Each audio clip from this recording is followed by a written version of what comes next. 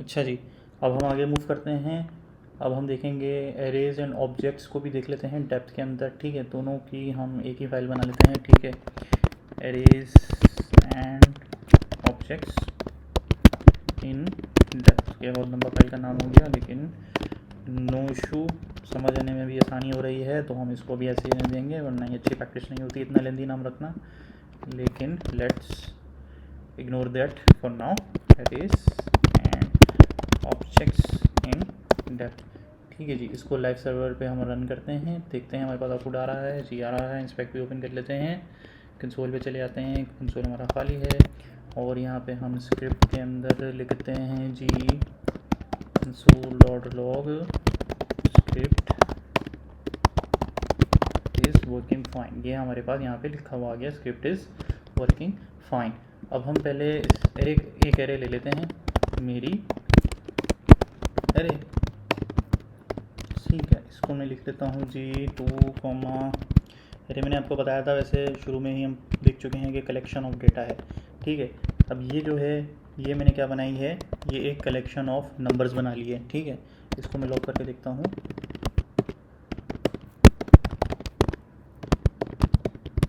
ठीक है, तो मेरे पास ये एरे प्रिंट हो गए और जो लेफ्ट में दिखा रहा होता है 7 क्या होता है, इसकी लेंथ होती है 1 2 3 4 5 6 7। इसमें इसी तरीके से नंबर्स भी हो सकते हैं, इसके अंदर स्ट्रिंग्स भी हो सकते हैं।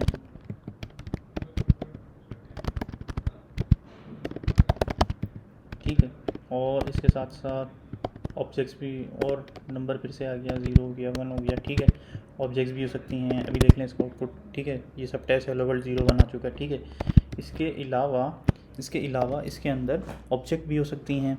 ऑब्जेक्ट अगर ऐसे में अगर लिख दूँ यहाँ पे की वैल्यू पे, यानी कि नेम अली कमा, हम लिखते हैं ऑक्यूपेशन,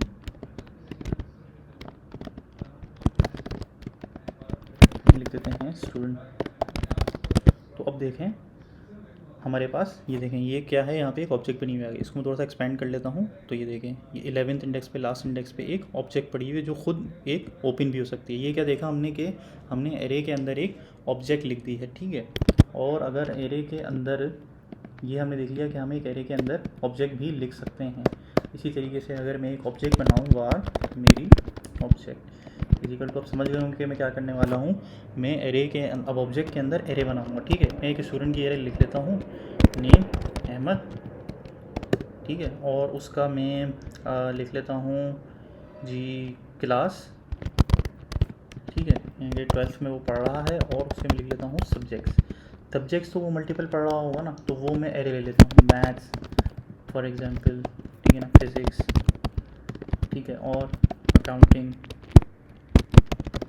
ठीक है, तो अब देखें हमारे पास आउटपुट में कुछ भी नहीं आया, वो इसलिए नहीं आया, हमने अपने ऑब्जेक्ट को प्रिंट नहीं कराया है। ठीक है, मेरी एरे को नहीं, मेरी ऑब्जेक्ट को हम कराएंगे प्रिंट, तो हमारी ऑब्जेक्ट भी प्रिंट हो गई। अभी देखें नेम क्लास और सब्जेक्ट आगे लिखा है एरे 3, इसको हम क्लिक कर दूंगा यहाँ पे, कहीं पे भी क्लिक कर दें तो एक्सपेंड हो गई। क्लास 12 नेम अहमद और सब्जेक्ट में आ रहा है एक एरे, और उसमें है 3 लेंथ। तो ठीक है, इसको आप एक्सपेंड भी कर सकते हैं। तो यानी कि आपने देख लिया कि आप एरे के अंदर ऑब्जेक्ट और ऑब्जेक्ट के अंदर एरे, दोनों काम आप कर सकते हैं। कमिंग बैक टू, हम एरे के 1 2 मेथड भी देख लेते हैं। सिंपल एरे पे ले लेते हैं 2, 3, 5। इसकी मुझे अगर लेंथ चाहिए हो तो वो कैसे निकालेंगे, एरे इज़, पहले हम एरे को प्रिंट कर लेते हैं अपनी, एरे इज़ आ गई 2 4 5। अब मुझे इसकी अगर लेंथ चाहिए, हमने किसको कॉपी कर दिया, मैं इसे कॉपी करूँगा, एरे लेंथ इज़,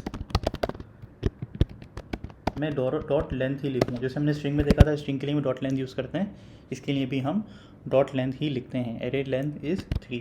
ठीक है, इसी तरीके से, और अगर मुझे खाली देखना हो कि 0 पे 1 पे 2 पे क्या पड़ा है, वो सिंपल सेम है जैसे कि हम उसमें देखते थे, माई error 0।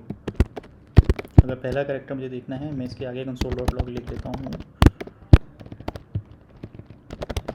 First 4 in array is, क्या रहा है जी 2 ही है ना, 2 4 5। अगर मुझे सेकंड चाहिए, सेकंड और थर्ड भी चाहिए तो लिख लेते हैं,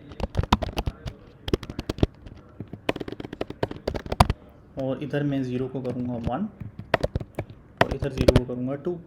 ठीक है, तो 2 4 5 यही आपकी एरे 2 4 5। और अगर लास्ट एलिमेंट चाहिए, वही चीज़ मैं रिपीट कर रहा हूँ, चीज़ें जो मैंने अभी स्ट्रिंग में भी किए हैं, करवाई हैं। अगर मुझे लास्ट कैरेक्टर चाहिए तो वो क्या है, वो भी 2 पे ही पड़ा है, तो वो मैं ऐसे ही लेने दूंगा। ठीक है, तो क्या आ रहा है, लास्ट कैरेक्टर 5 आ रहा है। ठीक है, अगर मेरी एरे बढ़ जाती है, फॉर एग्जांपल यहाँ पे होता है 10, 9, ठीक है 8, तो अब मेरा कैरेक्टर 5 नहीं है, अब मेरा 8 है, आउटपुट मेरा 8 आना चाहिए, वो भी 5 ही दे रहा है। तो इसको मैं कैसे रिजॉल्व करूँगा, मुझे पता है कि जो ये 8 है वो लेंथ -1 पे पड़ा है, लेंथ 6 है ना, तो ये 5वें नंबर पे पड़ा है।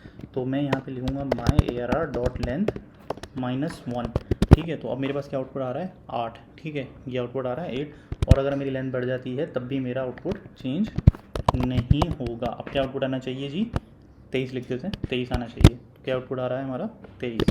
ठीक है, तो ये हमने देख लिया इसकी। अगर हमें इंडेक्सिंग हमने देख ली इसकी एरे की। ठीक है, यहाँ पे मैं टॉपिक्स भी लिख लेता हूँ,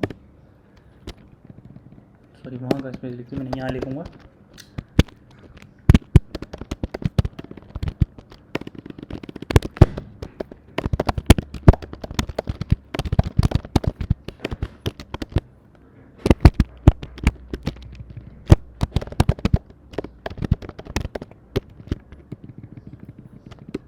ये हमने देख लिया। ठीक है, चेक के बारे में। और हमने देखा है जी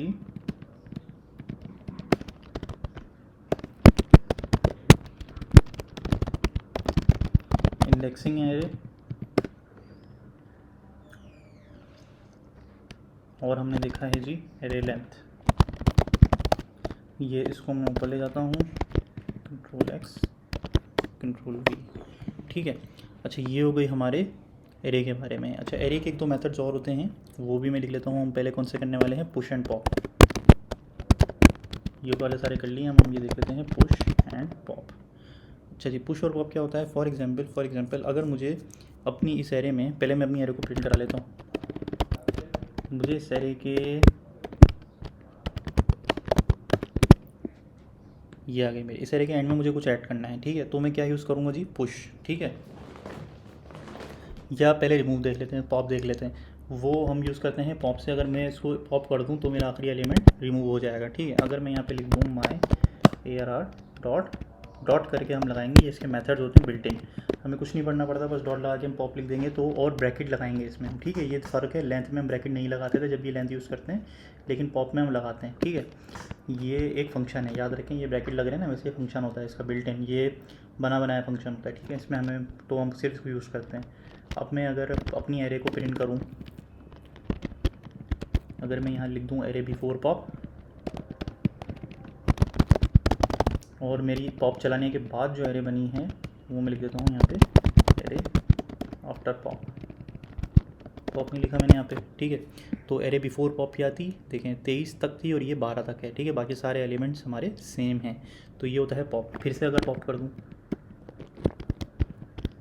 अब क्या होगा जी, एक और एलिमेंट का चला गया। फिर से पॉप कर दूँ, अगर पॉप भी हो रहा है और कंसोल लॉग उसके बाद चल रहा है, तो अब क्या हुआ, एक एलिमेंट और चला गया। अब अगर मेरी एरे ये बन चुकी है, अब अगर मुझे कुछ पुश करना है अपने एरे के एंड में, डॉट पुश, मुझे मिसाल के तौर पर 99 पुश करना है, तो क्या होगा, मेरी एरे के एंड में अब 99 आ जाएगा। और मुझे इसको लॉक करा के हम देख लेते हैं कि अब मेरी एरे क्या बन रही है।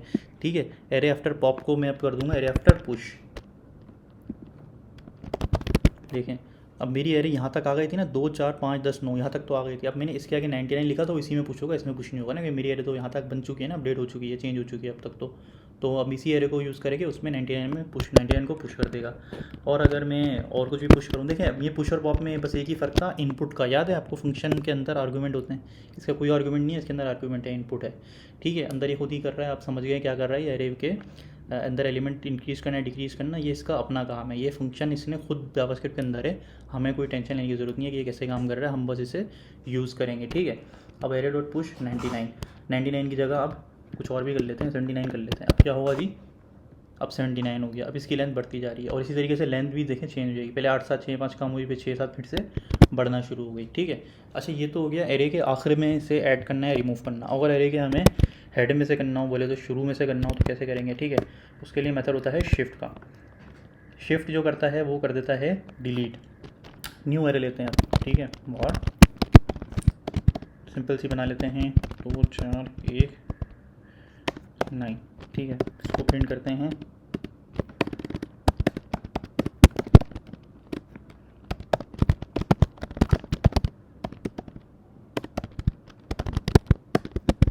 क्या आ रही है जी, माई एरेज 2419। और अगर मैं चला देता हूँ न्यू एरा डॉट शिफ्ट, ठीक है, और अगर मैं इसको प्रिंट कर देता हूँ माई एरेज, तो देखें 2419 से अभी क्या हुआ 419। अब एलिमेंट कम हुआ है, इसमें पॉप वाला काम हुआ है, लेकिन पॉप उड़ाता 9, शिफ्ट ने क्या उड़ाया है 2, शुरू से उड़ाया है, तो अब देखिए 419। और अगर मैं फिर से अपना शिफ्ट चला दूँ तो यू गेस्ड इट राइट, वो एक और एलिमेंट उड़ा देगा, 4 भी उड़ा दिया, अब 19 बज गया, ठीक है। तो अनशिफ्ट क्या होता है, अब आप समझ गए होंगे, पुश वाला ही काम कर रहा है वो। अनशिफ्ट अगर मुझे लगाना है तो मैं अनशिफ्ट लिखूँगा और अंदर मुझे एक आर्ग्यूमेंट देना पड़ेगा, फॉर एग्जांपल 17।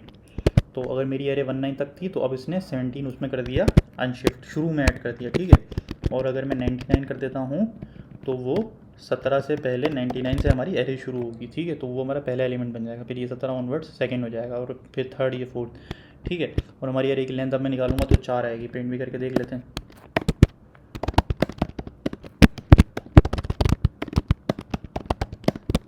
तो वो क्या आ रही है 4, ठीक है। अच्छा, अब ये भी होता है कि अक्सर औकात अभी तो आप कोड यूज़ कर रहे हैं, अगर ऐसा भी होना चाहिए, अगर ऐसा भी हो सकता है आप इतनी प्रैक्टिस कर लें कि आपसे कोई क्वेश्चन करे कि भाई ये देखो और इसके बाद ये कमांड्स चली हैं, और अगर ये अब लॉक कराया जाएगा तो क्या आउटपुट होगा, ठीक है। या पुश चला है, 2 बार पॉप चला है, फिर क्या आउटपुट होगा, या इसके बाद इसका क्या आउटपुट होगा, या पुश के बाद क्या आउटपुट होगा।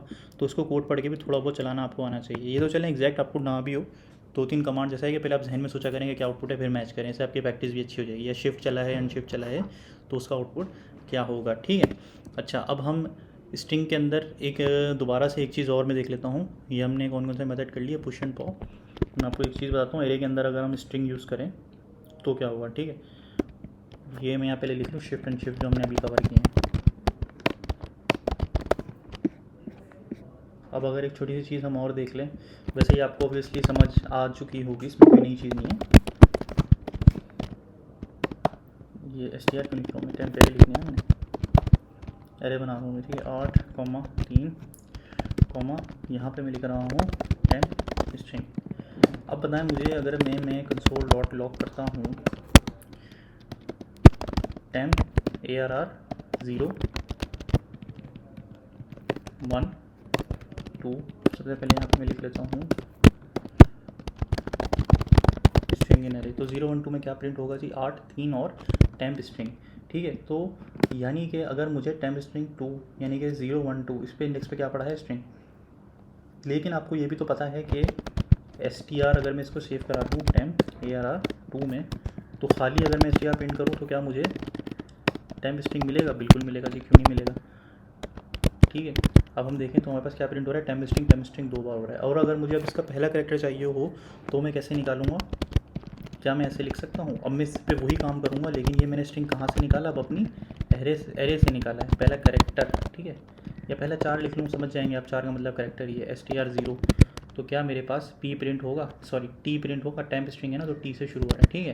तो अब आपको समझ में आया। और अगर यही मुझे पहला कैरेक्टर, अगर मैं str ना यूज़ करते हुए डायरेक्ट अपनी एरे यूज़ करूँ ऊपर वाली, टेम्प ARR के कौन से, मुझे t अगर प्रिंट कराना है तो मैं कौन से इंडेक्स पे जाऊँगा, 0 1 2 2 पे गया, और उसके बाद 0 पे जाना है, उसके बाद ब्रैकेट बना के 0 लिख दूँगा, तो उससे भी मेरा आउटपुट सेम आएगा, ठीक है, t आया, समझ में आया आपको। और अगर मुझे इससे तीसरा एलिमेंट प्रिंट कराना होता है यहाँ पे, तो मैं कैसे करा था जी, टेम्प ARR 2 के बाद 2 को चेंज नहीं करूँगा मैं, 0 1 2 कर दूँगा, ठीक है। तो मेरे पास क्या प्रिंट हुआ, m प्रिंट हो गया। तो बेसिकली 0 1 2 2 पे m पड़ा हुआ है, ठीक है, m प्रिंट हो गया।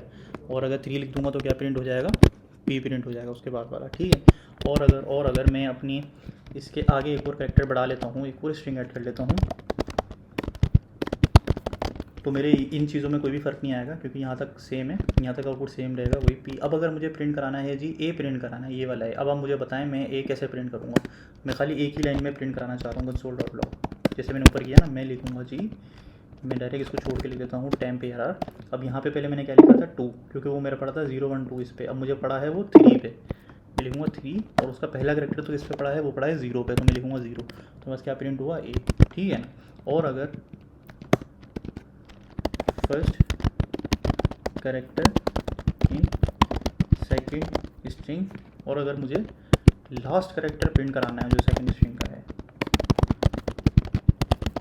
यानी कि इसका जो लास्ट कैरेक्टर है, इस स्ट्रिंग का लास्ट कैरेक्टर वो जी है, मुझे जी प्रिंट कराना है, तो वो एक लाइन में कैसे प्रिंट कराऊंगा जी, टेम्प ARR 3 लिखूंगा, और लास्ट करेक्टर में इसको गिनने नहीं बैठूंगा, मुझे पता है जो इसकी लेंथ है -1। अब वो लेंथ भी मैं नहीं निकालूंगा, बस डायरेक्ट यूज़ करूँगा टेम्प ARR 3 डॉट लेंथ -1। ये थोड़ा लंबा कोड लिखी गया है मैंने, और क्या आया जी। अब इसे समझे आप पास करके देखें। वो मुझे पता है 3, और 3 के पास मुझे यहाँ वो इंडेक्स चाहिए था जो पड़ा, वो जो जगह चाहिए जो कि उसके आखिरी वाले इंडेक्स की है, वो हमेशा वो लेंथ -1 पे पड़ी होगी। ठीक है, जो उसकी लेंथ आएगी, जो भी आएगी पूरी लेंथ, उसमें से -1 कर दिया मैंने। तो ये 10, 11, 9, 8 जो भी बनता है वो जाएगा तीसरे पे जाओ, और उसके 9, 8, 7वें इस नंबर पे चले जाओ। ठीक है, सो आई होप आपको ये समझ आई हो, वरना आप इसको अलग अलग वेरिएबल्स में प्रिंट कर सेव कराएं, टेम्प डॉट लेंथ को अलग सेव कराएं, -1 करके सेव कराएं, फिर एक साथ बनाएं, जैसे मैंने ऊपर करके भी दिखाया था आपको। तो लेकिन ये एक लाइन में भी कभी लिखा हो तो थोड़ा कॉम्प्लिकेटेड वे था इसको करने का। ठीक है, तो दोनों मेथड्स हैं ये। तो चलें, यहाँ पे हमारा टॉपिक ख़त्म होता है।